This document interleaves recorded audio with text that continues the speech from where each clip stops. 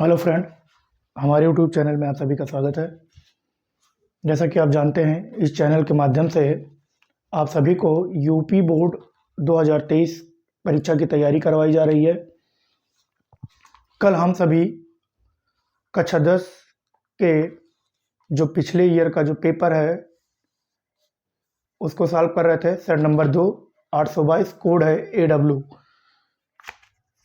4 number तक हम लोग सॉल्व किए थे। उसी के आगे आज हम लोग 5 नंबर से सॉल्व करेंगे। 5वें का जो पहला सवाल है हम लोगों का यह है कि ऐसे दो क्रमागत विषम धनात्मक पूर्णांक ज्ञात कीजिए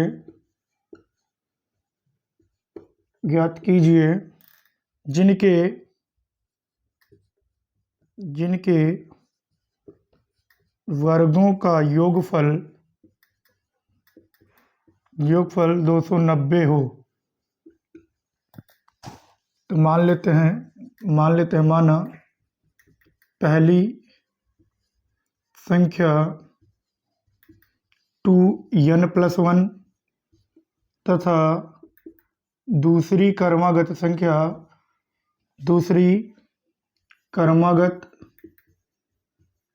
विषम धनात्मक संख्या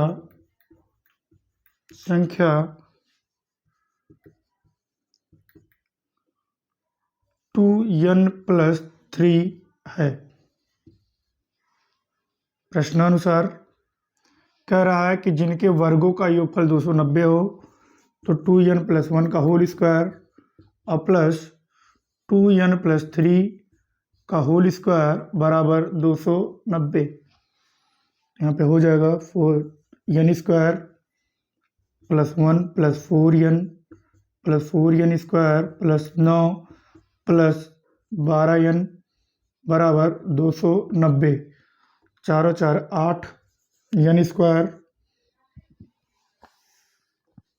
ये हो जाएगा 4 12 4 16 प्लस 16n प्लस 10 माइनस 290 बराबर 0। हो जाएगा 8n square plus 16n minus 280 बराबर हो जाएगा 0। 8 कॉमन कर लेते हैं हम लोग, तो यहाँ हो जाएगा n स्क्वायर प्लस 2n और माइनस 8 के 24 8 पंचे 40 बराबर 0। हमको 2 लाना है, 7 पचे 35 हो जाएगा और 7 में से जब 5 घटाएंगे तो 2 आ जाएगा। तो ये हो जाएगा n square plus 7 minus 5 n minus 35 बराबर 0।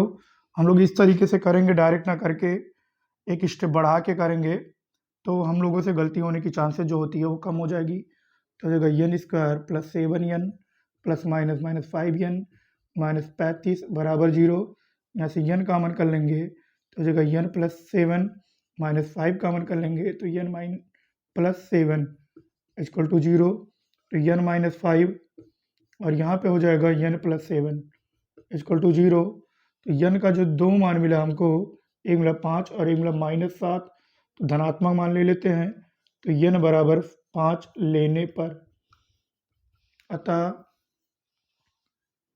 अतः संख्या जो होगी विषम धनात्मक संख्या 2n+1, तो ये हो जाएगा 2 गुणे 5 और प्लस 1 2 पंचे 10 और 11। पहली जो संख्या होगी 11 हो जाएगी और जो दूसरी संख्या होगी हो जाएगी 2n+3। तो हो जाएगा 2 गुणे 5 प्लस 3, तो हो जाएगा 10 प्लस 3 बराबर 13। तो संख्याएं जो होंगी हम लोगों की संख्या 11 और 13 होगा। फिर अगला सवाल है हम लोगों का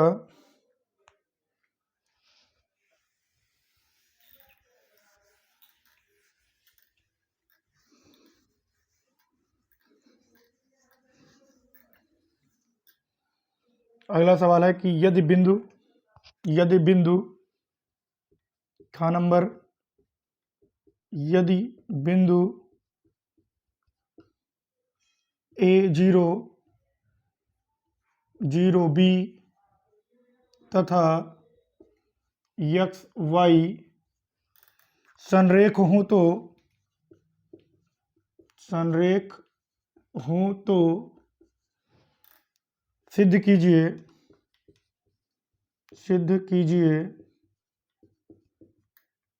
कि x अपान ए प्लस वाई अपान बी और इक्वल टू 1। कह रहा 3 बिंदु दिया हुआ है A0 0B तथा XY संरेख हैं, तो सिद्ध करना है हमको x बटे ए प्लस वाई बटे बी बराबर 1। तो सबसे पहले हम जो निर्देशांक दिया उसको लिख लेते हैं A0 0B XY, इसको मान लेते हैं x1 y1 x2 y2 x3 y3। संरेख का मतलब होता है कि एक ही रेखा पर स्थित हो, तो संरेख होने का जो प्रतिबंध होता है वो हम लगा देते हैं संरेख होने का प्रतिबंध। संरेख होने का जो प्रतिबंध है वो है x1 y2 minus y3 plus x2 y3 minus y1 plus x3 y1 minus y2 बराबर 0। मान रखते हैं हम लोग x1 की जगह पे a, y2 की जगह पे b, माइनस y3 की जगह पे y, प्लस x2 की जगह पे 0, y3 की जगह पे y, माइनस y1 की जगह पे 0, प्लस x3 की जगह पे x, y1 की जगह पे 0 और माइनस y2 की जगह पे b बराबर 0। यहाँ पे इसका गुणा करेंगे तो हो जाएगा ab माइनस ay। 0 का गुणा किसी भी संख्या से करते हैं तो उसका मान 0 हो जाएगा, तो ये 0 और ये भी 0, तो प्लस इसका गुणा इससे करेंगे तो 0 और प्लस माइनस माइनस, तो यहाँ माइनस हो जाएगा AB और इक्वल टू 0। ये दोनों माइनस है, हम लोग उधर लेके जाते हैं, तो ये हो जाएगा AB बराबर AY प्लस AB, x भी लिखा हुआ है ये XB, यहाँ हो जाएगा XB। इसको समीकरण नंबर 1 मान लेते हैं।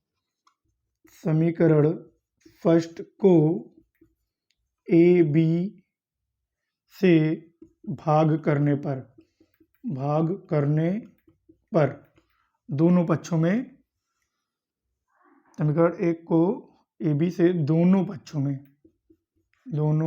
पक्षों में भाग करने पर, दोनों पक्षों में भाग करते हैं हम लोग, तो AY बटे AB प्लस XB बटे AB बराबर AB बटे AB।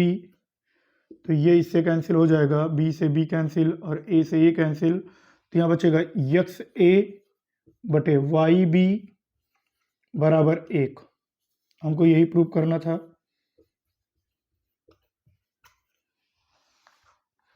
फिर अगला सवाल है हम लोगों का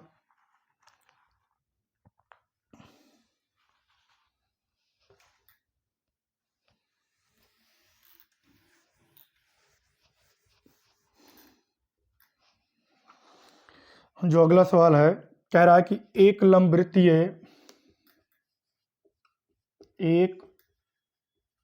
लंबवृत्तीय शंकु की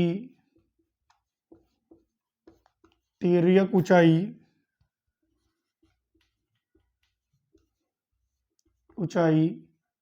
13 सेंटीमीटर तथा संपूर्ण पृष्ठ 90 पाई सेंटीमीटर स्क्वायर है। इसके आधार की त्रिज्या ज्ञात कीजिए।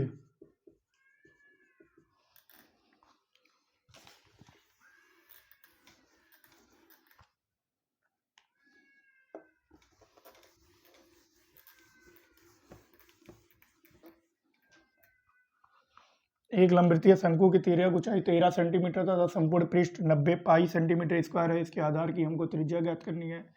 दिया हुआ है हमारे पास जो ज्ञात है, तिर्यक ऊंचाई को यल से लिखते हैं। तिर्यक ऊंचाई यल बराबर दिया है 13 सेंटीमीटर और संपूर्ण पृष्ठ दिया है शंकु का संपूर्ण पृष्ठ दिया है 90 पाई सेंटीमीटर स्क्वायर। शंकु का जो संपूर्ण पृष्ठ होता है, शंकु का संपूर्ण पृष्ठ ये होता है, ये जो होता है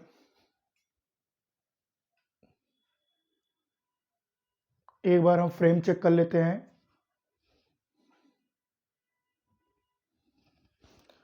जो शंकु का संपूर्ण पृष्ठ होता है, शंकु का संपूर्ण पृष्ठ होता है, संपूर्ण पृष्ठ बराबर होता है पाई आर और एल प्लस आर, और ये बराबर दिया है 90 पाई, बराबर हो जाएगा पाई आर और एल प्लस आर। तो ये पाई से ये पाई कैंसिल हो जाएगा, हमारे पास बचेगा, और एल का मान 13 दिया हुआ है तो 90 बराबर आर 13 प्लस आर, इसका गुणा इससे करेंगे तो हो जाएगा 13 R square R plus R square बराबर 90। इसको हम लोग ऐसे लिख सकते हैं कि R square plus 13 R minus 90 बराबर 0।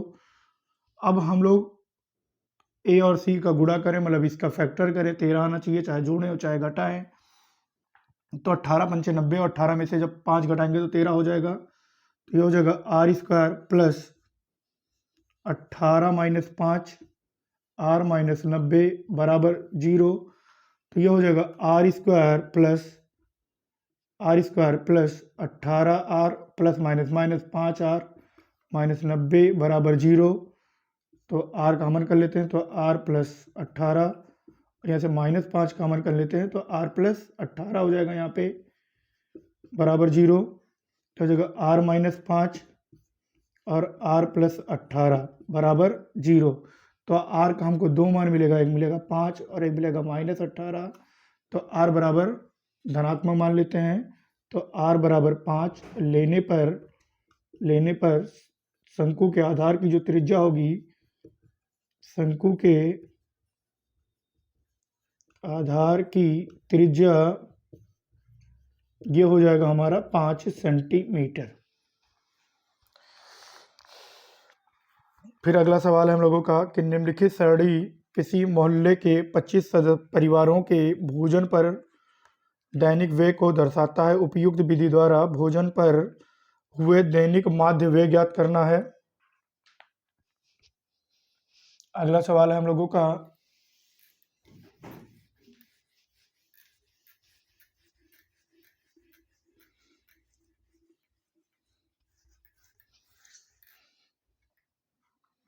अगला देख लेते हैं। दिया गया है 5वें का घा है, ये दिया गया है दैनिक व्यय,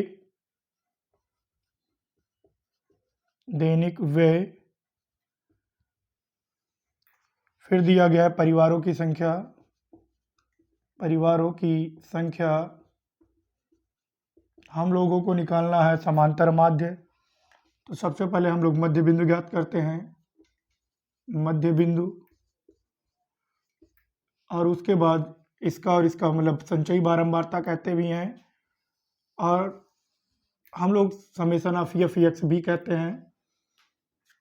तो ये हो जाएगा 100 से 150, 150 से 200, 200 से 250, 250 से 300 और 300 से 350। परिवारों की संख्या है 4, 5, 12, 2, 2। कुल परिवारों की जो संख्या है हमारे पास वो है 25। तो n बराबर परिवारों की संख्या है 25। मध्य बिंदु निकाल लेते हैं तो जो आएगा 125, 175, 225, 275 और ये हो जाएगा 325। इसका और इसका गुणा किया जाता है, ये होता है यफ और इसको बोलते हैं हम लोग यक्स। यफ और यक्स का जब गुणा करते हैं तो ये यहाँ पे हो जाएगा 5 चौक 20 0 2 5 दूनी 10 20 0 2 4 दूनी 8 और 2 10 0 हासिल है 1 4 कम 4 और 1 5। इसका गुणा करेंगे तो 55 25 5 2 5 7 35 और 2 37 का 7 हासिल आया 3 5 कम 5 और 3 8। फिर इसका गुणा करेंगे तो 12 पंचे 60 हो जाएगा 0 हासिल आया 6। 12 दूना 24 और 6 30 हो जाएगा 0 हासिल आया 3। 12 दूना 24 और 3 27। फिर इसका करेंगे 5 दूनी 10 0 हासिल आए 1। 7 दूनी 14 14 और 1 15 का 5 हासिल आए 1। 2 दूनी 4 और 1 5। फिर इसका करेंगे 5 दूनी 10 0 हासिल आए 1। 2 दूनी 4 और 1 5 और 2 3 6। सबको ऐड कर लेते हैं तो ये हो जाएगा 5 7 5 12 5 17 7 हासिल आए 1 6 8 6 14 14 7 21 21 और 5 26 और 6 32 का 2 हासिल आया 3 3 और 2 5। तो माध्य बराबर होता है कुल पदों का योग। कुल पदों का योग समेसन ऑफ एफ एक्स और बटे में पदों की संख्या। पदों की संख्या हम लोग लिखते हैं यफ। तो ये आया है 5 2 7 5 और बटे में 25। इसको जब भाग करते हैं 5 2 7 5 तो 25 से 25 दूना 50 बचेगा 2 हो जाएगा 7 25 कम 25 बचेगा 2 25 25 कम 25। तो ये जो समांतर माध्य आएगा वो 211 रुपये आएगा।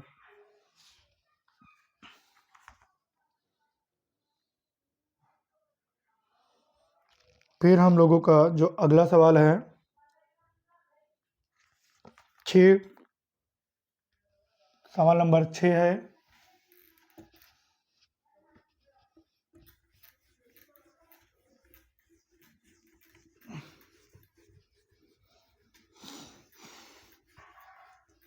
सवाल नंबर 6 कह रहा है एक आयताकार खेत का विकर्ण 6 है। 6 का देखो, एक आयताकार खेत का विकर्ण उसकी छोटी भुजा से 60 मीटर अधिक है, अधिक लंबा है। यदि बड़ी भुजा छोटी भुजा से 30 मीटर अधिक हो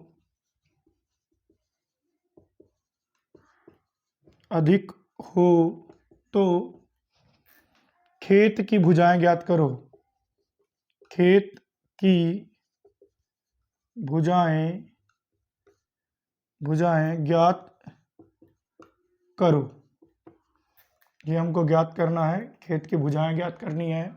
कह रहा है कि एक आयताकार खेत है जिसका विकर्ण उसकी छोटी भुजा से 60 मीटर अधिक और बड़ी भुजा छोटी भुजा से 30 मीटर अधिक हो तो खेत की भुजा ज्ञात करना है। तो हम लोग एक आयताकार खेत बना लेते हैं। ये हो गया, मान लेते हैं छोटी भुजा ये है, छोटी भुजा ये है, तो छोटी भुजा को हम लोग मान लेते हैं यक्स है। और बड़ी भुजा जो है, ये बड़ी भुजा ये है, तो बड़ी भुजा को कह रहा है कि छोटी भुजा से 30 अधिक है तो यक्स प्लस 30 हो जाएगा। और विकर्ण जो है वो विकर्ण कह रहा है कि छोटी भुजा से 60 अधिक है तो यक्स प्लस 60। ये है आयताकार खेत ए बी सी डी। मान लेते हैं हम लोग, माना खेत की छोटी भुजा x मीटर है, अतः जो बड़ी भुजा होगी, बड़ी भुजा वो हो जाएगी x प्लस 30। प्रश्नानुसार और विकर्ण जो होगा हम लोगों का, विकर्ण जो होगा वो हो जाएगा x + 60।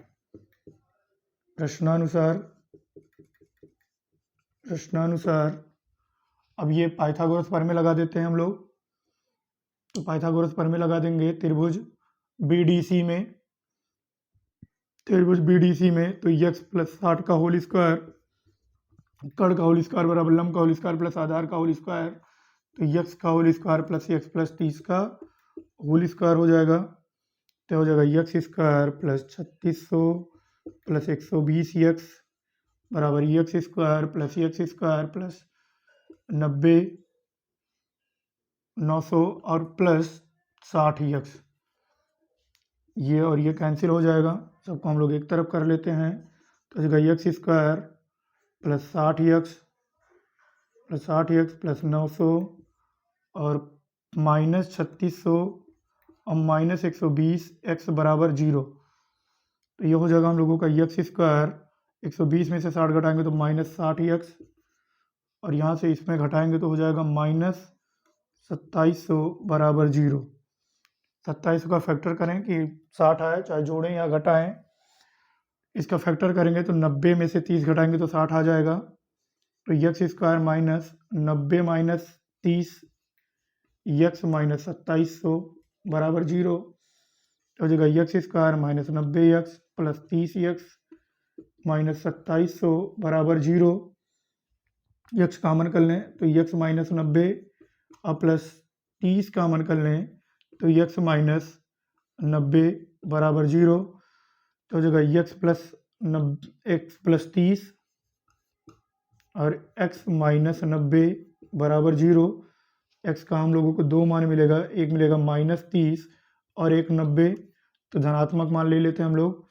तो x बराबर 90 लेने पर जो खेत है, खेत की भुजा जो है, भुजा छोटी भुजा वो हो जाएगा 90 मीटर। खेत की बड़ी भुजा ये हो जाएगा 90 + 30 बराबर 120 मीटर। और खेत का जो विकर्ण है वो हो जाएगा 90 + 60 बराबर 150 मीटर। ये फिर हम देख लेते हैं अगला सवाल जो है।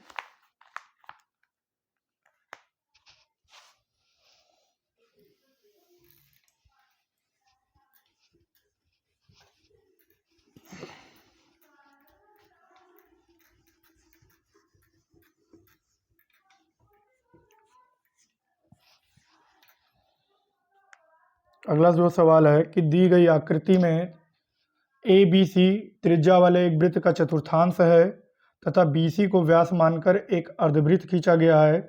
छायांकित भाग का क्षेत्रफल ज्ञात करना हम लोगों को। यह है 6 का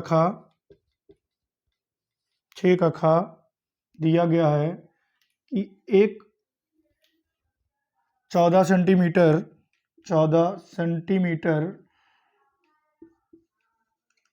के त्रिज्या को मानकर एक वृत्त का चतुर्थांश खींचा गया है। ये तथा BC को व्यास मानकर ये B और C है, यह A, यह B, यह C, इसको व्यास मानकर एक अर्धवृत्त खींचा जाता है। व्यास एक अर्धवृत्त खींचा गया है। ये छायांकित भाग का क्षेत्रफल ज्ञात करना है हमको, इसका क्षेत्रफल ज्ञात करना है। ये इसका क्षेत्रफल हम लोगों को ज्ञात करना है। ये 14 सेंटीमीटर है, ये 14 सेंटीमीटर। सबसे पहले हम लोग BC ज्ञात कर लेते हैं। तो BC का होल स्क्वायर बराबर होगा, ये समकोण त्रिभुज है तो पाइथागोरस प्रमेय लगाएंगे। पाइथागोरस प्रमेय से BC का होल स्क्वायर बराबर होगा AB का होल स्क्वायर प्लस AC का होल स्क्वायर। तो हो जाएगा 14 का होल स्क्वायर प्लस 14 का होल स्क्वायर बराबर हो जाएगा 196 प्लस 196 बराबर 6 6 12 2 हासिल 1 9 2 18 19 9 हासिल 392। ये हो जाएगा बी सी का होल स्क्वायर, तो बी सी बराबर हो जाएगा √392। जब इसका वर्गमूल निकालेंगे तो आएगा 14√2, तो ये आ जाएगा हम लोगों का 14√2। अब पहले हम लोग जो वृत्त का चतुर्थांश है उसका क्षेत्रफल निकाल लेते हैं। वृत्त का चतुर्थांश का क्षेत्रफल होता है, हम लोग जानते हैं, पाई आर स्क्वायर बटे 4। तो पाई आर स्क्वायर बटे 4, पाई का मान दिया गया है 22/7 और गुणे आर का मान दिया है 14/14 और बटे में 4, 7 एकम 7, 7 दूनी 14, 2 कम 2, 2 दूनी 4, 7 दूनी 14। तो यह हो जाएगा 7 दूनी 14, 4 हासिल आया 154 सेंटीमीटर स्क्वायर। ये हो गया इस चतुर्थांश का, मतलब ए बी, और ये जो बन रहा है चतुर्थांश इसका क्षेत्रफल। फिर हम लोग निकाले थे वृत्त, जो त्रिभुज बन रहा है ए बी सी, त्रिभुज ए बी सी का क्षेत्रफल। तो हम लोग जानते हैं त्रिभुज का क्षेत्रफल जो होता है 1/2 गुणे आधार और गुणे ऊंचाई। तो ये हो जाएगा 1/2 गुणे आधार 14 गुणे 14, 2 कम 2, 7 दूनी 14, 14 सत्ते 98 सेंटीमीटर स्क्वायर, 98 सेंटीमीटर स्क्वायर। अब देखो यहाँ पे इसको व्यास मानकर एक अर्धवृत्त खींचा गया है। तो यदि ये व्यास है, व्यास हम लोगों का जो आया है वो आया है 14√2, जो त्रिज्या हो जाएगी, त्रिज्या बराबर हो जाएगा व्यास का आधा, तो हो जाएगा 7√2। तो अर्धवृत्त, इसका अर्धवृत्त का क्षेत्रफल जो हो जाएगा वो हो जाएगा पाई आर स्क्वायर बटे में 2। तो हो जाएगा पाई का मान 22/7 गुणे आर का मान 7√2 गुणे 7√2 और बटे में 2। तो ये 2 से ये 2 कैंसिल और ये 7 से ये 7, तो हो जाएगा 154 सेंटीमीटर स्क्वायर। हमको क्षेत्रफल केवल इतने का चाहिए, तो बड़े वाले में से यदि इतना वाला घटा दें तो बचेगा इतना, और इतने में से यदि पूरे वाले में से इतना घटा दें तो ये मिल जाएगा हमको। इसको मान लेते हैं बी डी सी, ये मान लेते हैं बी डी सी। तो इसको हम लोग इस तरीके से कर देते हैं, इस तरीके से कर देते हैं, इसको ये सेड कर देते हैं। इसका क्षेत्रफल अलग मान लेंगे अभी हम, ये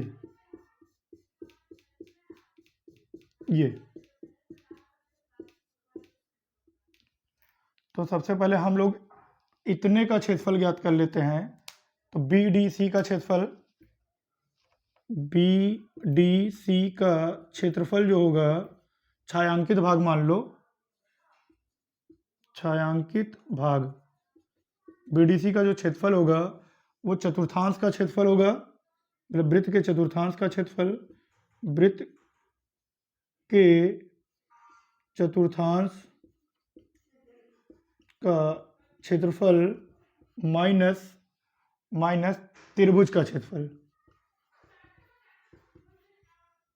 तो वृत्त के चतुर्थांश का क्षेत्रफल हम लोगों का 154 और माइनस त्रिभुज का क्षेत्रफल आया 98। तो ये हो जाएगा, इसमें से गया 14 में से 8 गया 6 और यहाँ बचेगा 4 5, इतना सेंटीमीटर स्क्वायर। अब हम लोग अर्धवृत्त में से इतना घटा दे तो रेखांकित भाग का क्षेत्रफल हम लोगों को मिल जाएगा। तो रेखांकित भाग का जो क्षेत्रफल होगा, रेखांकित भाग का क्षेत्रफल, एक बार फ्रेम चेक कर लेते हैं, दिख रहा है। तो रेखांकित भाग का जो क्षेत्रफल होगा वो होगा त्रिभुज छायांकित भाग जो हम लोग कर दिए हैं, भाग का क्षेत्रफल, इसको हम लोग माने थे बी डी सी, और माइनस नहीं, अर्धवृत्त का क्षेत्रफल, अर्धवृत्त का क्षेत्रफल, वृत्त का क्षेत्रफल माइनस होगा छायांकित भाग का क्षेत्रफल।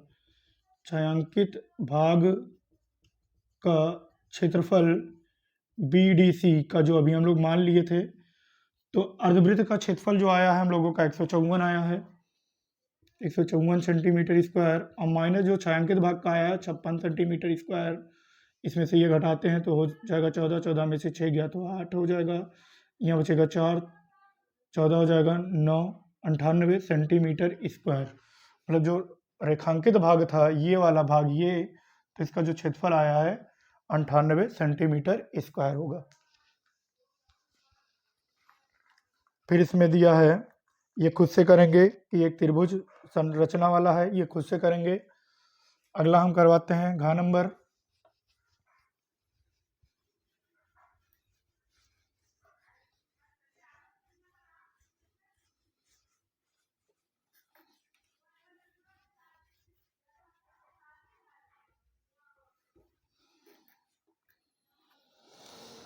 घ नंबर है हम लोगों का कि निम्नलिखित बारंबारता सारणी से मध्यिका ज्ञात करना है। घ नंबर है मध्यिका ज्ञात करना है। वर्ग अंतराल दिया है, बारंबारता है ये दिया हुआ है, 0 से 10, 10 से 20, 20 से 30, 30 से 40, 40 से 50, ये हो जाएगा 2, 4, 7, 3, 2। हम लोग संचयी बारंबारता लिख लेते हैं। संचयी बारंबारता 2, 4 2 6, 7 6 13, 13 3 16, 16 2 18, n बराबर 18, 18 का आधा करेंगे n/2 करेंगे तो आएगा 9, और 9 हम लोगों का यहाँ होगा इस वाले में, तो इसको हम मानेंगे f, ये हो जाएगा हम लोगों का L1, ये हो जाएगा L2, और ये हो जाएगा C। मध्यिका बराबर होता है L1 plus L2 minus L1 बटे में f ब्रैकेट में n/2 माइनस C। तो L1 का मान दिया है 20 प्लस L2 का मान 30 माइनस 20 बटे में f का मान है 7 ब्रैकेट में n/2 का मान 9 हो जाएगा और माइनस C का मान है 6। तो ये हो जाएगा 20 प्लस 10 बटे 7, और यहाँ बचेगा 3, तो हो जाएगा 20 प्लस 30 बटे 7, इसको 7 से भाग करते हैं, 7 चौक 28 हो जाएगा, बचेगा 2, दशमलव लगाएंगे 0, 7 दूनी 14, बचेगा